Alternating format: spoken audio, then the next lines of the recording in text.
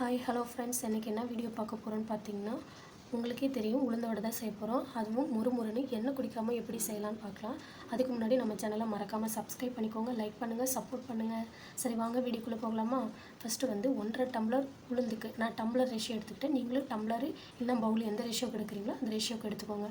அதில் வந்து 1.5 tumbler உளுந்துக்கு 1 tumbler பச்சரிசி கிடையாது, நம்ம நார்மல் யூஸ் பண்ணுற சாப்பாட்டு அரிசி யூஸ் பண்ண போகிறோம். உளுந்தையும் அரிசியும் ஒரே பவுலில் கொட்டி அதை நல்லா வாஷ் பண்ணி ஒரு 3 மணி நேரம் ஊற வச்சு கிரைண்டரில் ஆட்டி எடுத்துக்கலாம்.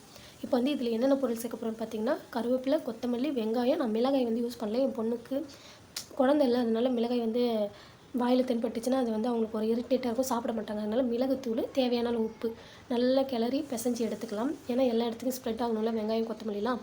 நல்லா ஸ்ப்ரெட் ஆன பிறகு ஒரு கடாயில் எண்ணெய் நல்லா காய வச்சுக்கலாம். இப்போ பார்த்திங்கன்னா எண்ணெய் நல்லா காஞ்சிருச்சு. இப்போ வந்து தண்ணி தொட்டு அழகாக மாவு கையில் எடுத்து உருண்டை பிடிச்சி நடுவில் ஒரு ஓட்டை போட்டு எண்ணெயில் போட்டுடலாம். நல்லா பொரிஞ்சு எனக்கு எண்ணெய் நல்லா காஞ்சதான் அந்த வந்து வடை வந்து கீழே ஒட்டாமல் நல்லா பூ போல் மேலே வரும். இப்போ பார்த்திங்கன்னா 2 பக்கமும் வந்து நல்லா செவக்க வேக எடுத்துக்கலாம். நல்ல ரெட் கலர் வந்தால் தான் நல்லா சூப்பராக கிறிஸ்பியாக வெந்திருக்குன்னு அர்த்தம். நீங்கள் வந்து கொஞ்சம் ஒயிட்டாக எடுத்திங்கன்னா அது வந்து ஒரு அரை மணி நேரத்துலேயும் வந்து ஒரு மாதிரி நமுத்து போன மாதிரி ஆகிடும். ஆனால் நல்ல ப்ரௌனிஷ் ஆகிற வரைக்கும், நல்லா ரொம்ப டார்க் ப்ரௌனிஷ் ஆனால் லைட்டாக அந்த ரெட் கலர் வந்த பிறகு நீங்கள் வந்து எடுத்துக்கலாம்.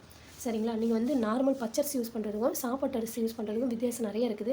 நீங்கள் வேணால் கண்டிப்பாக ட்ரை பண்ணி பார்த்துட்டு நீங்கள் கமெண்ட் பண்ணுங்கள்.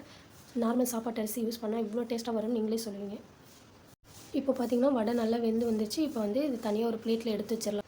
இந்த உளுந்து வடையை வந்து தயிர் வந்து சைடிஷாக வச்சு சாப்பிட்லாம், சாம்பார் ஊற்றி சாப்பிட்லாம். அவ்வளோ சூப்பராக இருக்கும். நீங்கள் ட்ரை பண்ணி பார்த்துட்டு கண்டிப்பாக கமெண்ட் பண்ணுங்கள். இந்த வீடியோ உங்களுக்கு வந்து ரொம்ப யூஸ்ஃபுல்லாக இருக்கும்னு நினைக்கிறேன். மறக்காமல் நம்ம சேனலை சப்ஸ்கிரைப் பண்ணிக்கோங்க, லைக் பண்ணுங்கள், சப்போர்ட் பண்ணுங்கள். அப்போ தான் எனக்கு மோட்டிவேட்டாக இருக்கும். தேங்க்யூ, பாய்.